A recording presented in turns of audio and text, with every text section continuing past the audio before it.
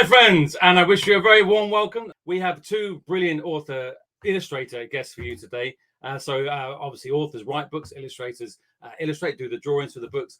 These two gentlemen do them both together. So brilliant, very, very clever. Let's have a look at who we've got coming up on the show for you lovely people today. So first up on the show, we have Mr. Alex Latimer. He's an author and illustrator of books such as Pip and Egg, Lion versus Rabbit, Godfrey is a Frog, and many more. And he's back today with his latest lovely book, wonderful book, to inspire your own drawing. Don't Think of Tigers. So before we meet Alex, let's tell you about my second guest as well, which is coming up a little bit later on. And he is Mr. Jonny Lambert. And he's the author and illustrator of over 300 books to his name, including Can You Share Little Whale, The Only Lonely Panda, and Let's All Creep Through Crocodile Creek, which is a particular favourite of mine. And now he's back with his latest in his Bear and Bird series, Bear and Bird Winter Wonderland Adventure. So Jonny Lambert coming up. But first, let's meet Mr. Alex Latimer. Hello, Alex. Hi, Mr. Dilly. Nice to be here. Nice all the way to from the other side of the world. So where are you from today? Where are you zooming in from, as it were? I'm in Cape Town, which is right at the bottom of Africa, in South Africa. So all the way from Cape Town in South Africa, right into your classrooms today, which is wonderful. So Alex, your lovely book, Don't Think of Tigers. Up here, it's going to look weird on my screen. You probably got a better version for you. Tell us all about this book. I mean, tigers are a very, very popular animal. So tell us a little bit about what this book's about and your kind of inspiration for writing it in the first place. So I'll hand over to you. Tell us a bit more about it here. Cool. So this is the cover, and my idea with this book was to make a magic book. So in this book, as the author, I'm talking to you as the reader, and it starts with a challenge saying, hey, I'm writing this book and you're reading this book. Whatever you think of, I will draw on the next page. That's how magic this book is. And I have this, I start the book like this.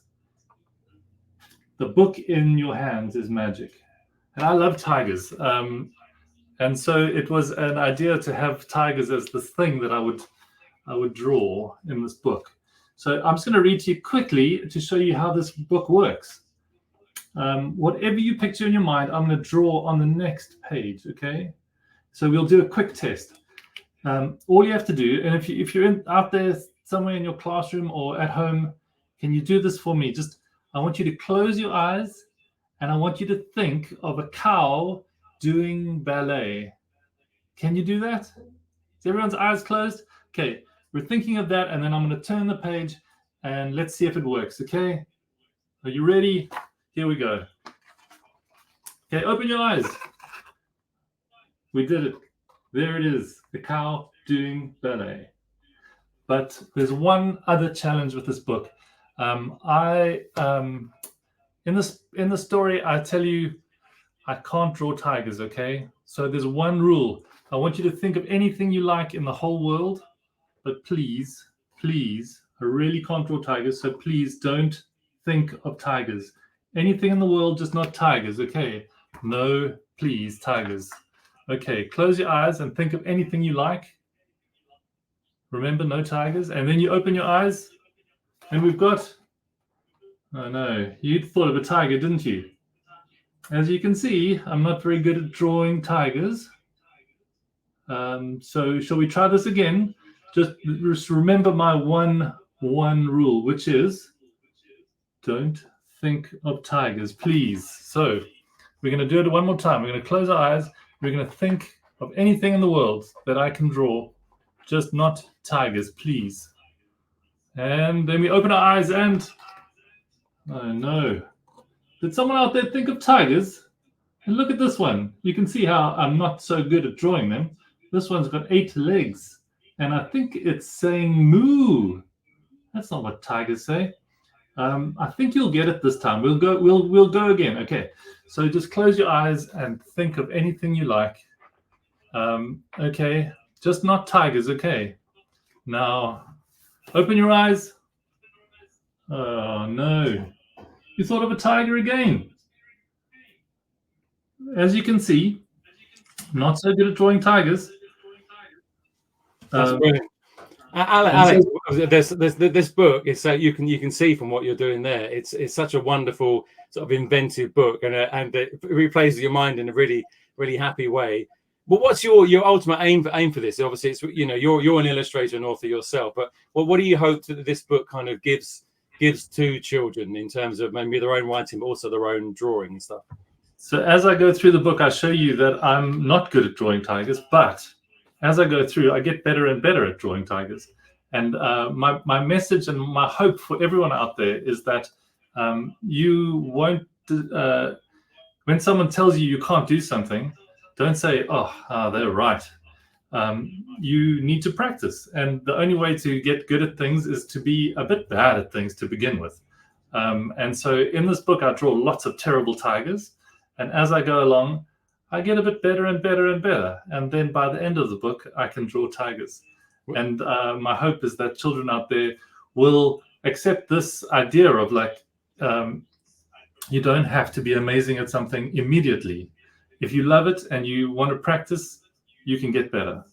And that's a wonderful message. And I think that's the thing. We all think, don't we? When all sorts of things, they think, how did they do that? That's amazing. But you do it by practicing and making lots of mistakes and drawing, in this case, terrible tigers, and then you eventually get to the finish line. We've got a couple of school questions for you, Alex, if I may put up. We've got some on the live chat and a couple sent in before. So, Princeton Infant School in Birmingham, did you enjoy writing your new book?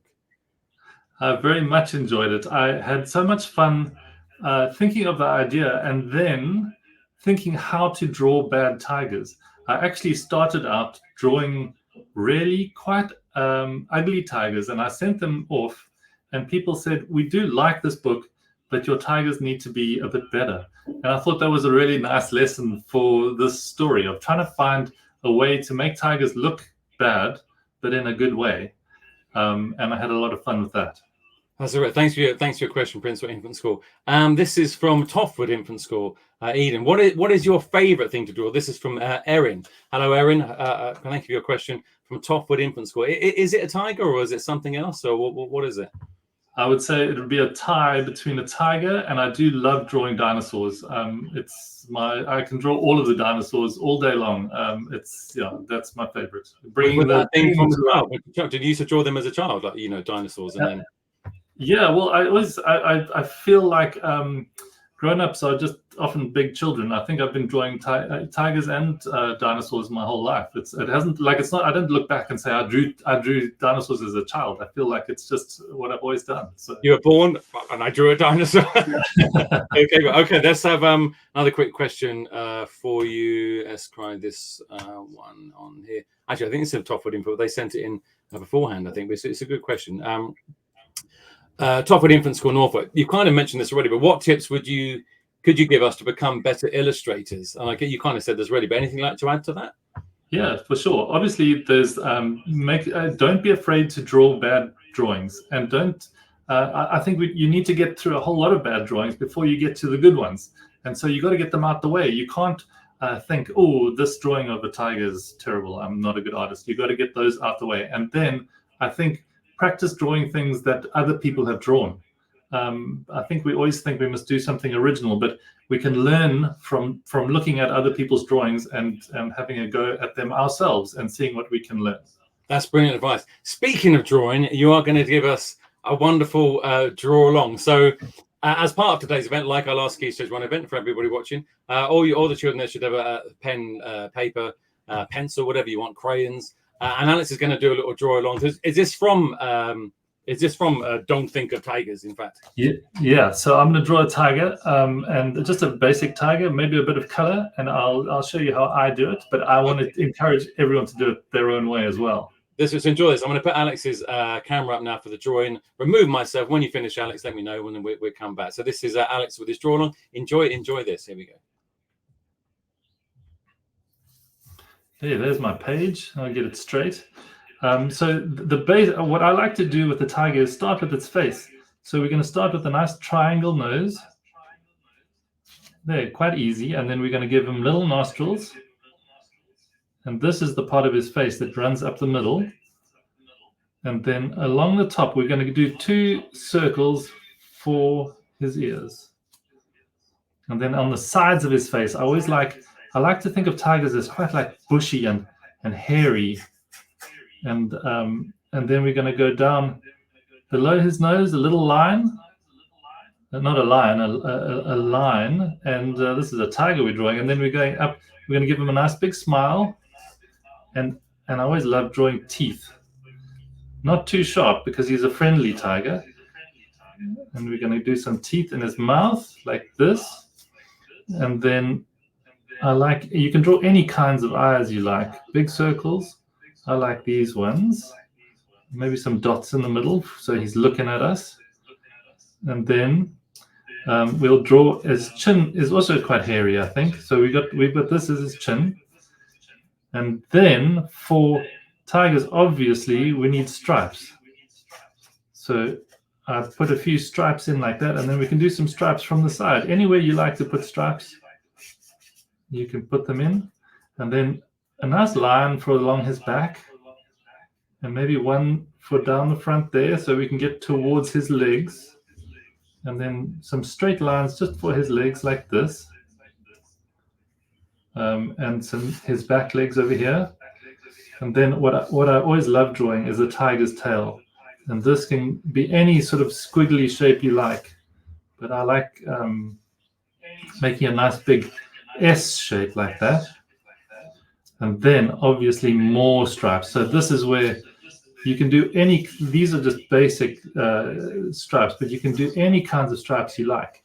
And I think this is also quite fun if you've got a nice brush with you to just paint straight across the body. Once you've made him any color you like, you get some black or some dark brown or some blue, and you can just go right across his body and make these lovely dark stripes.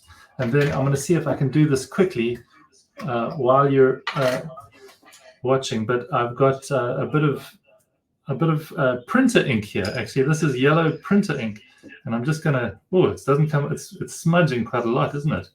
But it's going green even because of this ink.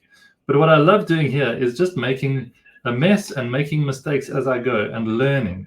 So you can see, here's my tiger taking shape and taking some nice yellow color. And I think I want to encourage you, if you're drawing this tiger, try and have as much fun and be free with what you're doing. See what happens. We don't really know what's going to happen when we're drawing and painting, and that's part of the fun. Is you put your ink down or your pencil onto the page, and you get to see a new thing take shape. And that's what I love about drawing and painting. And so here's our tiger. Maybe I'll give him quickly a little bit of black ink for his stripes. So let's see what happens here. This is going to be nice and messy, I think. And it goes, you can see, you get these lovely, when things are a bit messy, you get these lovely inky, runny shapes. And I think it's a lot of fun. I had so much fun making this book and drawing all these terrible tigers. And some of them weren't so terrible after a while. And I would really encourage you all to do a bit of drawing. And if you love, I love drawing dinosaurs and tigers and all sorts of things. And if you love drawing anything like robots or whatever, I think just take your time and learn how to draw them and practice. It's always so much fun. So there's my tiger. He's maybe not the best tiger in the world, but I think that the measure of a picture can also be how much fun you had making it. That's wonderful, Alex. That is really beautiful. That's beautiful. Really beautiful. I love that. And for the children watching, if you want to, obviously you've got this link now. If you want to go back and watch that again and pause Alex's draw along in your own pace and then add color later on or whatever you want to do using the same link, you can watch this again later on. But Alex, that is wonderful. You're going to, there's a little challenge. Now, I don't know, for those watching last month's Key Stage 1, we had Steve Anthony and Meg LeClaren on it, and they set a Dilly's Doodles artwork challenge. We're going to announce the winners after Alex, before we meet Jonny in a moment. Do you have a little artwork challenge for the children watching it? And the winner if you win this, you'll get selected, shown on the next Key Stage 1 show in November. And you'll also get a copy of Alex's wonderful book, Don't Think of Tigers, sent directly to you at your school. But Alex, what is the challenge that the children are going to do? So I hand over to you for that. Here we go. I think what I would like you to draw is two things, actually. So I want you to draw a tiger as well as you can. Put as much effort and love and care into drawing it as you can. And then next to it, I want you to draw another tiger, but I want you to draw it quickly and terribly and splodgily and make a nice mess of it. And those two tigers, I think, will be a good challenge for you and for everyone drawing. That would be great to see, wouldn't it? I mean, wouldn't it be? It's interesting, isn't it? So a really good tiger and then a kind of a real messy tiger, whatever you want it to be, as sort of weird and wonderful as possible. Is that right? Yeah. So I always hesitate to say bad because I think I've got a daughter who's young and she draws. And I don't mean draw a bad tiger. I think you must still try your best. But I think there's drawing the tiger you think and then being free with the other one. And however it turns out is fine. It's not that's not the point of the thing. Yeah. Just enjoy it and enjoy, but also enjoy paint, enjoy the crayons, enjoy the feel of everything as you're going along. Mr. Alex Latimer, we Don't Think of Tigers, and we'll speak to you in just a minute, Alex. Thank you so much. So wonderful there. So thanks for Alex. I hope you enjoyed the drawing. Hey, are we ready to meet my next guest? Put your hands together. Come on. Welcome on to the show. The wonder that is Mr. Jonny Lambert. Hello, Jonny. How are you doing? I am very well, thank you. Thank you for having me on your show. I know it's a pleasure to be on. Well, it's always great to have two different illustrators on the show because obviously you get to look at each other's work and see how each other works and stuff. It's quite fascinating looking at. Absolutely amazing. Absolutely amazing. Yeah, I'm always inspired by artists, and anybody who works within art, doesn't matter what media they use. I'm always inspired by looking at what they do. It's fascinating, isn't it? It was people's minds works. It's amazing, isn't it? So your book is obviously the latest in the Bear and Bird series, which I know has been a very successful series. But now Bear and Bird are going into a winter wonderland for their latest adventure. For those who are not familiar with the series, I'll hand over to you. Tell us a little bit about the series and what you're sort of trying to do with it, and then a little bit about what this latest one is about, if that's okay. So I'll hand over to you. So a bit about the series, a bit about the latest one. So this is Jonny. Tell us about the Bear and Bird series. That's great. Well, Bear and Bird they're a couple of friends basically who live in a cave together. They live on the shores of a great lake. There are huge mountains beyond, and they tend to spend most of their day sort of out and about and having adventures. And in this particular series, the reason behind it was that when we used to take our daughter for long walks, it wasn't about the walk. It was about what you saw along the walk. It was maybe the birds. It might have been things you found on the floor. And so it became almost like an I Spy, a can you spot type of game. And by the time you knew it, you were back home. So Find a Footprint was the very first in the three books. And this was really, again, following the idea that as you go through muddy puddles, there are always people who have either walked there before or animals that have been there before. And sometimes if you follow those footprints, it takes you somewhere special. So, but in these books, the idea being is as you go through them, you're spotting things that may not be part of the story. They could be hidden in the trees. They could be on the ground. So Bear and Bird have a path. They have something to do. And in this story, they're following the footpath. There's a footprint that they found. But as they're walking through the forest or the woods, they're also meeting their various friends. And as they're meeting their friends, they're asking them, is this footprint yours? And in this instance, Moose says, no, this is my footprint's like this. So again, from my point of view, this was opened up a whole load of conversations with our daughter. Then when we got to explore the seashore together, I remember going on a holiday to an island which is just off the south coast of England called the Isle of Wight. And there's this bay that you walk down to. and there wasn't a huge amount of sand, so you can't build sandcastles there.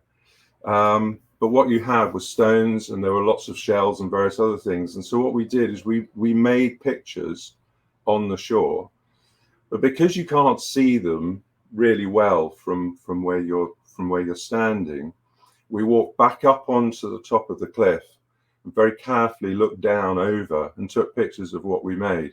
So this inspired this story.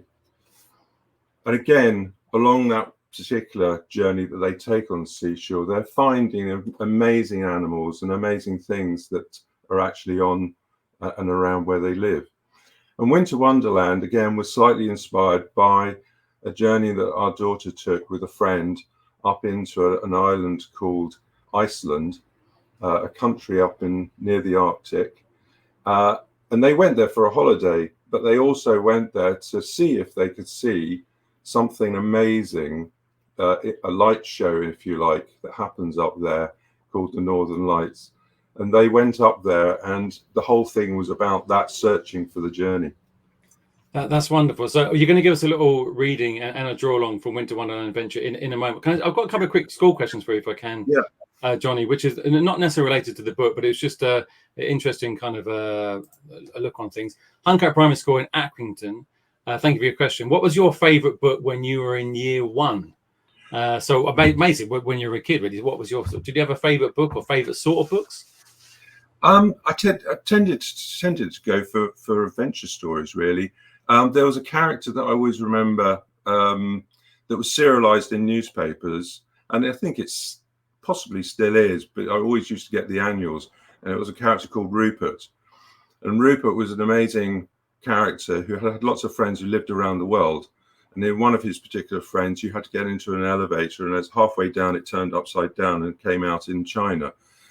And the whole idea that, you know, within the woods, there are elves and there were lots of different machinery, and it was beautifully drawn and inspiring in a way. So it sort of took Rupert out of the comfort of his home and looked at the world around him. It was an inspiring thing. Yeah, I like that. I like the sound of that elevator. It's a lot cheaper to get to China through the elevator than flying. So there we go. There we go. Lucy Fields Primary School, Godalming. What are your favourite things to write about? You kind of said, but I know you've obviously written lots of books over the years and stuff. Do you have a sort of favourite kind of, I don't know, topic or sort of characters or something like that? All of the books that I write about are written from experiences that I've had or experiences that friends and family have had. And what I always try and do is to bring in a real life event, and then, if you like, have animals reenact those events. So everything I've done, I have a particular liking for. But I think elephants, if I was going to draw anything for the rest of my life, I think drawing elephants and writing about elephants would be the thing. Isn't that amazing? With Alex Tigers, you elephants. It's weird what's in you, isn't it? It's a wonderful thing. Yeah. Can you give us a little reading from Bear and Bird, Winter Wonderland Adventure? And then we're going to have a draw along for Jonny. So you need a fresh sheet of paper for that as well. So I'll hand over to you, Jonny, for a little excerpt from Bear and Bird, Winter Wonderland. Okay. Thank you. Well, look, this is Bear and Bird. They've woken up on the following morning, having been in the woods to get some stores and supplies, and they found out that the snow has fallen, which they thought was going to happen. And whilst they're thinking on what they're going to do next, this is where their journey begins. So Bear and Bird wrapped up warmly and set off through the deepening snow. "Come on, we'd better hurry," urged Bird. "We don't want to be late." "I'm coming," puffed Bird as he trudged after puffed Bear as he trudged after Bird. "I've got our big blanket, and the basket is packed with hot drinks and tasty snacks." And as you can see down the side, there are things that you can spot either where Bear is or in the background. Bear and Bird hadn't walked very far when they heard laughter. "Yippee! Woohoo! Ha ha! Look at me!" shouted Fox. Fox suddenly sped down the snowy bank on his bright red toboggan. "Hey, do you want a snowball fight?" cried Moose. "We can't. We're going to see something really special," replied Bear. Come along and join us, added Bird. What are you going to see? Asked Fox. It's a surprise, and you'll have to wait and see, laughed Bear. Now that's where I'm going to end, because there are lots of other things that they see along the journey. But the surprise, hopefully, is a big one at the end. Okay, we'll leave it there. So I hand over to you now, Jonny, for a little draw along. So pens and papers, crayons, whatever you got there ready. Is this from the Winter Wonderland adventure, this particular draw along? This is, what I'm going to be doing is drawing a bear, and I draw very, very quickly. So this is one of these things where I want people to appreciate how I move. And this is something that people can do themselves. That's brilliant. Okay, I hand over to you for that. So Jonny's going to switch cameras. I hand over to you for that now, Jonny. Thank you very much. Thank you very much. Thank you. Okay, can you all see my screen? Okay. What I do is I tend to surround myself with drawings that I've done from previous books so that I can get a sense of what the character is like. And I always start my drawings with a blue pencil. This was something that was taught to me a very long time ago by my grandfather, and I've taken it with me all through my life. Not the same pencil, but the idea of how to draw. Now, I draw very, very big, and I draw very quickly. So try and keep up, but what I will do is talk through what I'm trying to do. Now, I always walk the bear through my studio. So what I do is I pretend that I am Bear, and I try and draw him as I would sit or as I would stand. So in this particular instance, we've created a little bit of ground here. This is where Bear is going to sit. And Bear, in effect, is a very large, he's a very large pear shape. So what we want to try and do is get a bear shape quite quickly into view. And this is where you don't have to try and create exact lines. This is the whole point of having the blue pencil, is you can keep it quick. Bear's head is a nice round shape right at the very end. So he's quite a big bear. His snout comes off the very end. And he has a muzzle and a little nose. His ears point out the back of his head, and sometimes you can see the other one. Depends on which way it is. Now, at this point, I never draw the eye, because the eye can change. If I put the eye here, he's looking back. If I put the eye here, he's facing forward. If I put the eye slightly higher, he's looking up. If I put the eye slightly down. So it depends entirely on what I want him to be looking at. Then I tend to draw his big legs, his big bottom legs, as I call them. And he's sitting on top of the rock. You bring his other leg in, his other leg behind there. And his arms, he always has big arms. Bear has big arms. They're big, long, flowing arms. They're soft. So they're not spiny or spiky. And his other arm. Now, this is where you decide what you want him to be doing. At the moment, he's sitting, but I want him to be looking at something about here in front of him. So the idea is then his other arm, which again is nice, big and soft, is holding whatever he's looking at. Now, in this particular instance, he could be holding an acorn. He could be holding something he's found, like an apple. And at that point, I know where his eye is going to go. So his eye is going to go about there. Right? Now, the technique that I use when I paint is called collage. Collage is where you use lots and lots of different materials, or you can use one type of material like paper to create your drawing into color artwork. So what I do is I choose my shape that I want out of all of the blue lines I've created and draw one darker line. Once I've created the shape, I then transfer that onto the papers that I've created. Now, these are papers that that I've created, if you like. These are what we call swatches. I use a term called scratch and tickle, because you scratch the paint on and you make lots and lots of different splodges, really. So you're having fun. Now, you could cut out paper from other things, or you can make your own.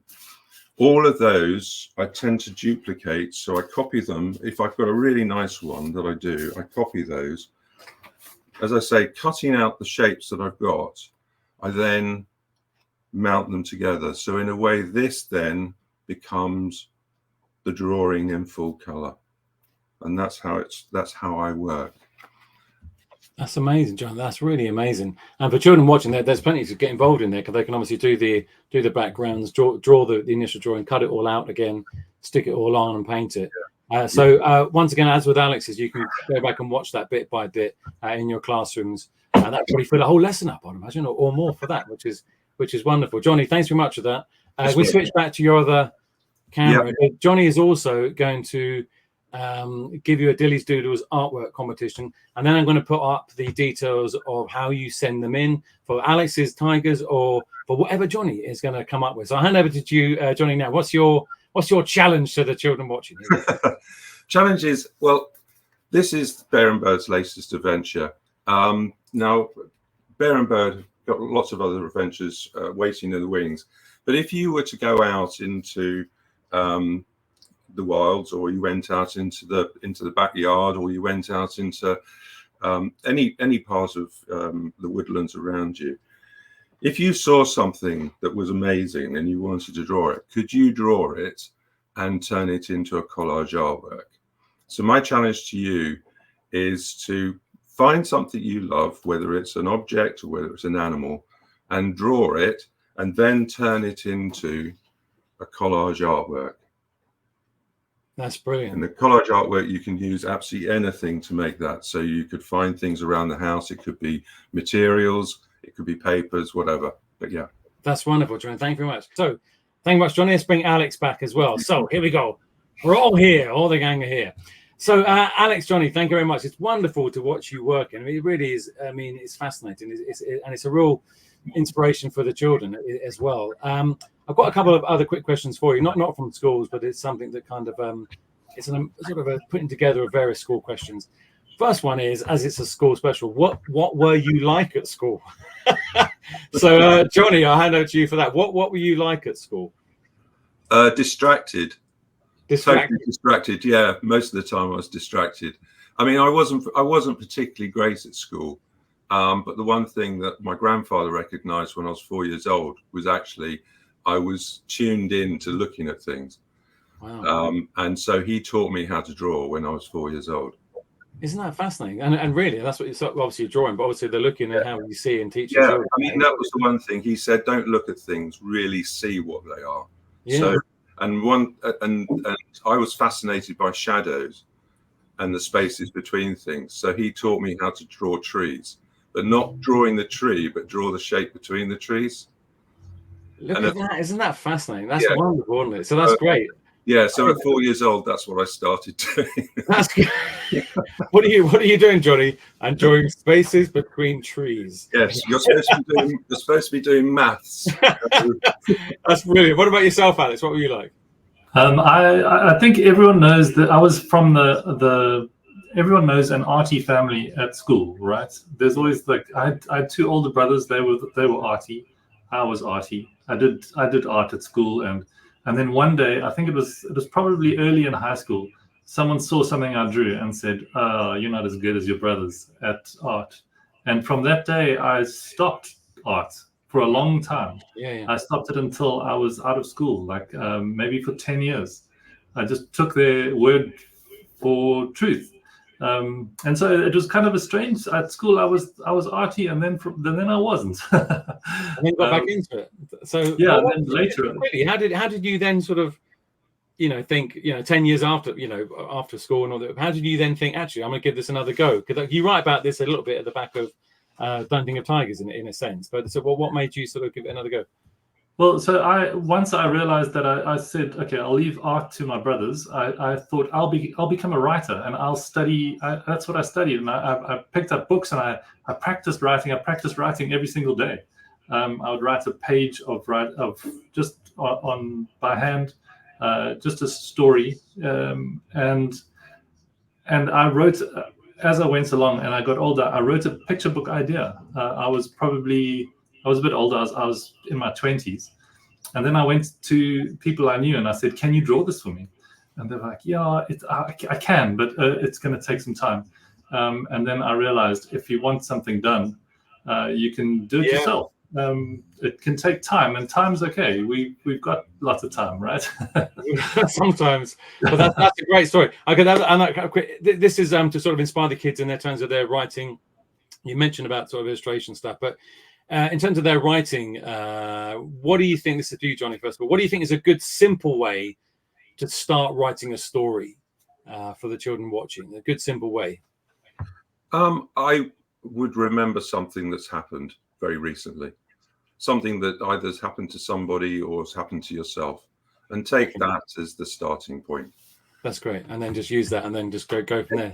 Use that. Find characters that might, whether they're animals or whether they are the human, but find characters that help to evolve the story, so you can work sideways from that story. And you can build drama into it, or you could bring other emotions and feelings into it, which aren't necessarily reflected in the original idea. Yeah. But I think start with something that's real. I've always done that because I'm not very good at writing fantasy. Start with that, and then but then your brain can go after. And you got that real thing. You can sort of if you start with a real thing, a real event, something that's just suddenly clicks with you. Then try and grow that. That's brilliant. Alex, what about yourself? Any similar to Jonny's, or something a little bit different? I think, especially for younger writers, it's always great to think of a character first. Think of something an animal you like, for example, and think of maybe, and then give them a problem. I always like thinking of writing as giving, setting up a problem and then solving it. And so often, you can think, oh, maybe there's an elephant. Maybe my character's an elephant. What would be a problem an elephant would have? Maybe going to the dentist. It's got huge teeth. And then you can bring as Jonny was saying, you bring your own experience into that. What about last time I went to the dentist? How was that? And you can tie those things together, and you make a story that is something that other people can relate to, but is personal. And I think those two things brought together is what always makes a great story. That's brilliant. Okay, one final question for you both. You mentioned about character, but what do you think actually makes a story, I suppose any story, exciting in your opinion, Jonny? Sort of exciting story. That's a question we've had from quite a few schools over the course of the years, in terms of children trying to write something and kind of get a bit of energy into it. What do you think makes it exciting? Making exciting, I think, to have an event, something that you lead into, something that almost is like a crescendo. So you can start off quite soft, but I always like actually coming up to something, making something an event. So I think from my point of view, I've always tried to find some way of purpose for where the story's got to go. So it's got a kind of a moving forward. It's got a lift, but it's also got a place where you're comfortable to stop. Yeah, that's always a good one. As in life, I think. Stop there. Oh, that's good. Alex, what about yourself? I think for exciting stories, you need, as the reader, you need to care about what happens to the character. And so I think, and it's a really difficult thing to do, but I think writing a character that, when you pick up that book and you go, and it can be an adventure, but it can also be something that's challenging for them or whatever. But it's if you care what's happening to that bunny, or you give them whatever character you like, if you can get your readers to care about them, then the rest of the story can almost you're invested in what's happening to them. Whether it's a big event or a small event in their life. It's I think that's what really makes good stories. Brilliant advice from both of you there. It's been an absolute joy to have you on the show today. Best of luck with your wonderful books. So Bear and Bird, A Winter Wonderland Adventure, and Don't Think of Tigers, both out now for your reading, exploring, drawing, and just general pleasure. Please, a round of applause. Jonny Lambert, Alex Latimer, give us a big, big wave, both of you. Thank you very much. Lovely to have you both on. Thanks to Jonny there, And thank you to Alex. Thanks, Alex. Thank you very much. And it's goodbye from me. My name is Mr. Dilly, and it's goodbye, my friends, from me. Thanks for watching. Goodbye.